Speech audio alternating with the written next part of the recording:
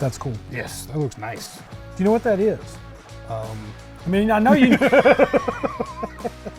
I know you know what it is, but this is kind of neat because this is from National Parts Depot, and it is an all brand new points distributor. I'm going to say single wire, so it's a points. Yes, it's a points distributor, all brand new. I'm going to pull it out. Everything on this thing is brand new, and you may wonder why I feel like this is a cool thing. Simply put, with it being an all brand new distributor, everything inside has not been rebuilt. Yeah. It's not been in 17 different cars. This is all spanking new stuff. Now, is this distributor going to be great if you're doing a Concours restoration car? No, it won't. You're going to have to go to a different source and do different things. But when you're doing a car that you just want to make a nice street driver, like our friend's car back here behind us, which is what this is going in, this distributor works really, really well. It is a points distributor. It is not an electronic ignition distributor. And that, if I get it to stab again, of course it won't go in now. There we go. Now, and so that is going to be fixed in a couple of seconds with some things I'm going to be talking about today. So let's go grab some parts and open this thing up and take a look at what it looks like inside. Cool. All right. Got Pop them off. Screwdriver.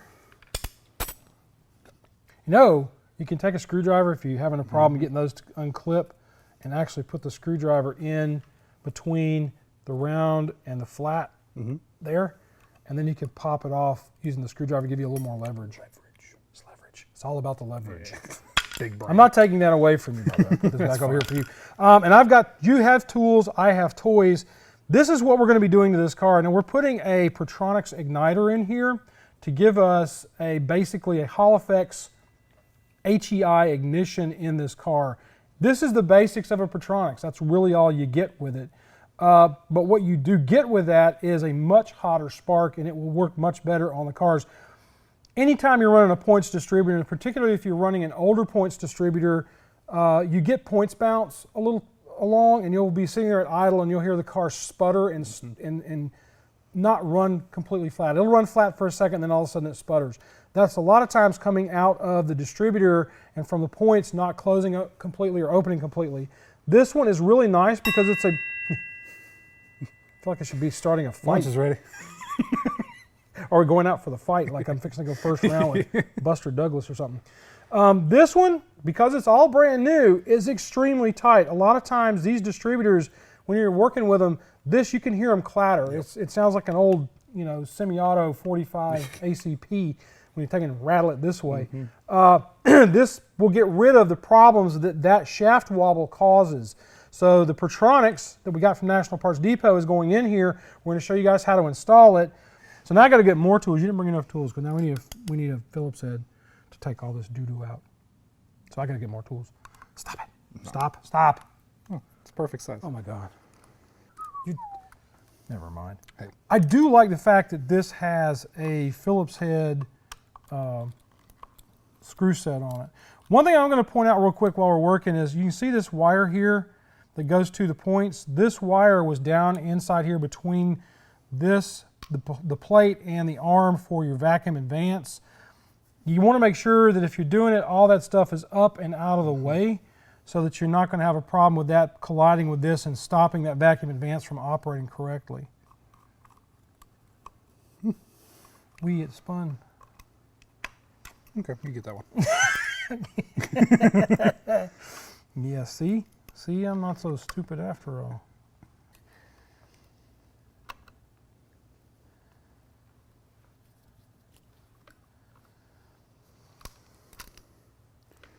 All right, now that all that's loose, slide the wire out. Because we're not going to be using the wire anyway with the Pertronix. Hey, got a new set of points for your F100. Yay! Which you can never use. Everybody wins. Just throw it in a box and forget about it. True. All right, so we need to get ready to put the Pertronix down. All right, I've got my Pertronix here. One of the things I want to show you is this.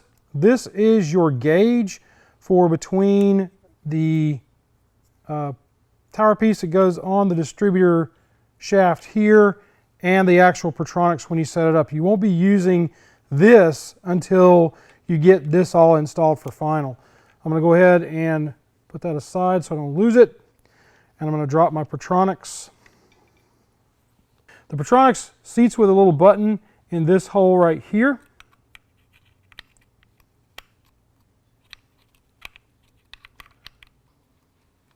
And then it comes with a screw that is a flat blade screw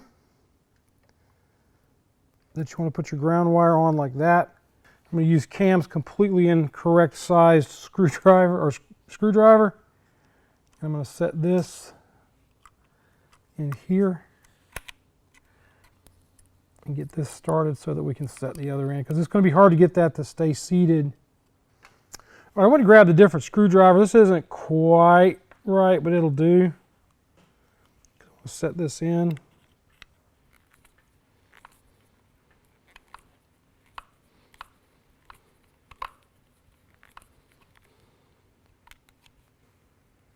You want to make sure that that ground wire is not attacking anything else on here. I don't think it would cause a problem, but you want to make sure everything's nice and clean and clear so that you don't have any problems with this plate operating as it should. All I'm doing now is to make sure that my vacuum advance has clean operation. So it does, so that's all good to go. I'm going to put this in place, and your distance needs to be from this using this tool. In other words, this little piece of plastic is how far apart these should be. And it looks like we got the gap pretty much right where it needs to be. So I'm going to leave that alone. I'm going to tighten up the screw just a little bit more to make sure we're good. Not tighten it, but just check it. Good and tight. Or as I like to say, German tight. Now we're going to move on to something else. I'm going to pull this stuff around the back here. This is mobile. It can go anywhere it needs to. This comes out of this. Now, some of these distributors, this is different, and you could possibly pull that old ground wire to get this to set where it needs to so that you don't get any debris inside of the distributor. The ground wire that we had from the other stuff. Pull that a little bit like that, and that'll sit there. All right, so here's my thought. I would go in probably and do this piece on this distributor. Most of the original Ford distributors like this. This is not a slot, it's actually a hole in the side of the case. Because of how they've done this, you would want to take this piece and probably freeze it, drill these out, and use this as a way to keep anything from getting inside of the distributor. I'd take a gobble RTV and put it in there. Little nice little. Yeah, but a gob of art, you're gonna never mind. Yeah, you just like fingerprint it on the front, smooth it, make it look nice. Fingerprint it on? Yeah, well, that's true. You'd be a little fingerprints all on the front. Never mind. I don't like his method as much, so I'm just going to stop right there. I'm going to put this away. Actually, I'm just going to throw it on the countertop. Bye. And now I'm going to talk about some other stuff here. What we're about to venture off into before we get to the actual wiring of how these things are supposed to be wired up, I'm going to talk about why we're doing what I'm fixing to do. Now, this is a part we got from the local parts store, and this is the base plate, and you can tell it's been there a minute because of all the nice... I shouldn't wipe that. I should have put that on eBay and made it like collector's dust. Collector's dust. I probably wiped off $100 right there. Put that on a car and it's barn fine. We're going to put the base plate system on here because I like the fact that we've already got good brand new wires that we've already put in there, and I don't want to change them out. This is a way to do that. If you're changing out the distributor and it has this type of cap on it, you can use your wires over again with this cap. If you're moving away from something like what we had on the car before to a system like this one with the Pertronix, it's a way to do that fairly easily. This is where my method for this actually comes into pretty good play. Let's get a screwdriver in there. Because these are a little bit more problematic for getting to stick.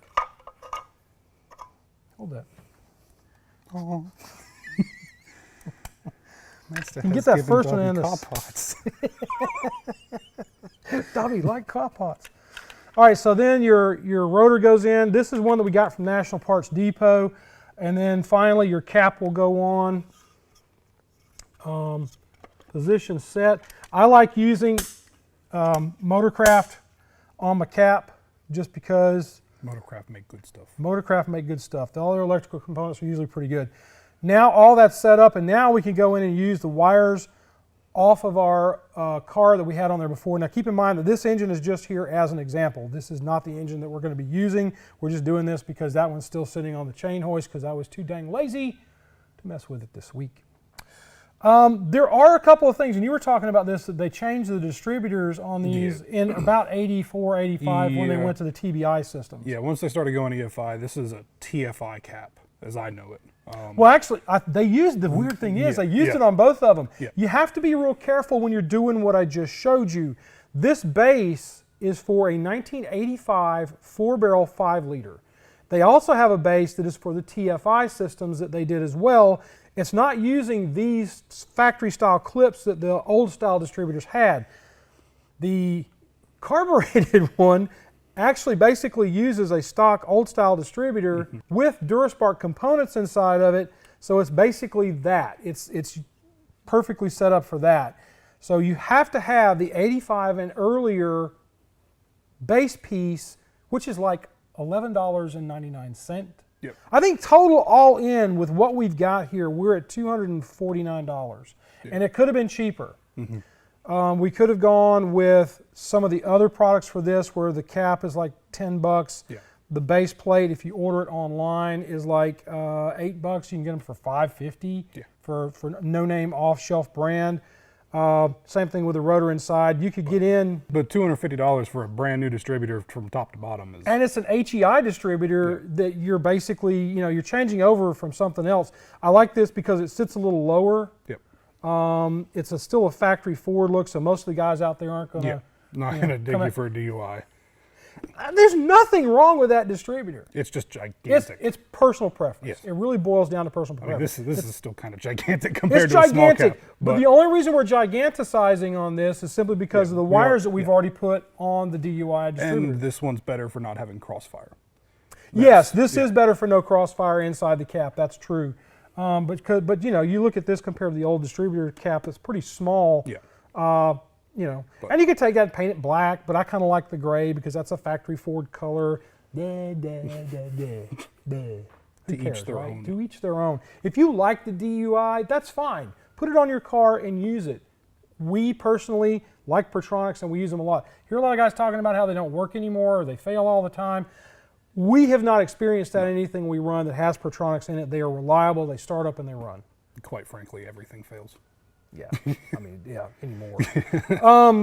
What I wanted to talk to you a little bit about before we go into the actual wiring portion of this, and honestly, I don't even know if I want to cover wiring because it's so simple. It really is probably the most simple system you'll put in a car, is the fact that this system with the electronics on it is going to operate better. Yes. Flatter idle, you won't have any of the coughs and hiccups that we've talked about a little bit about before. I like this system a lot better. It's all brand new components on an HEI.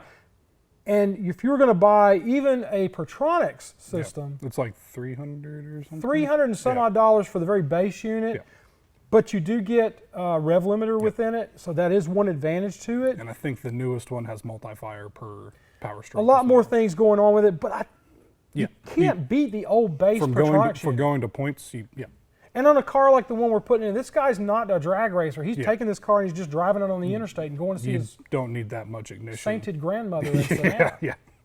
Maybe coming over here every once in a while to thank us for working on his car. I don't know. All right, and if you're going to do this, same with your components.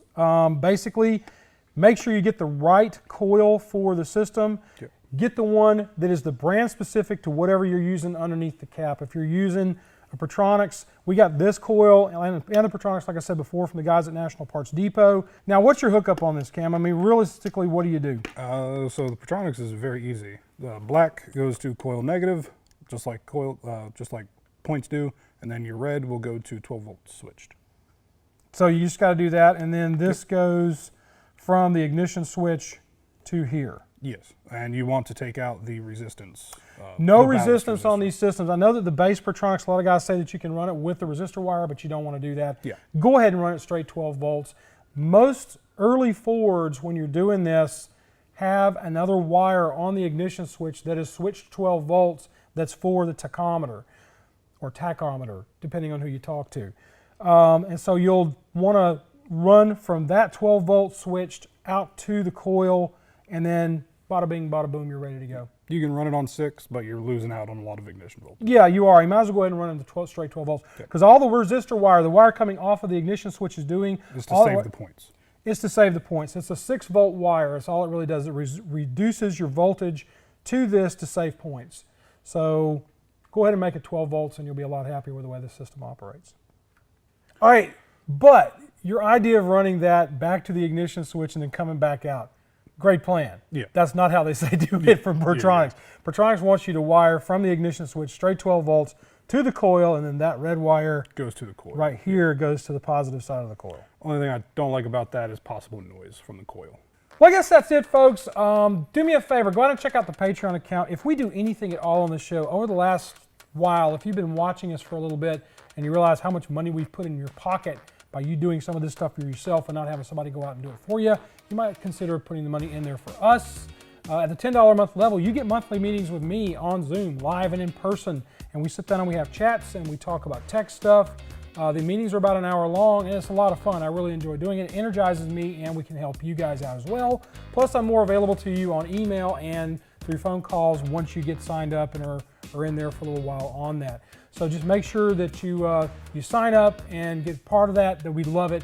It also helps pay Andrew and the kids that come in here on Saturdays to learn how to operate the cameras on a weekly basis. So that's what that's for. All right, and I want to talk about this. We have a super thanks from Philip Stiegel.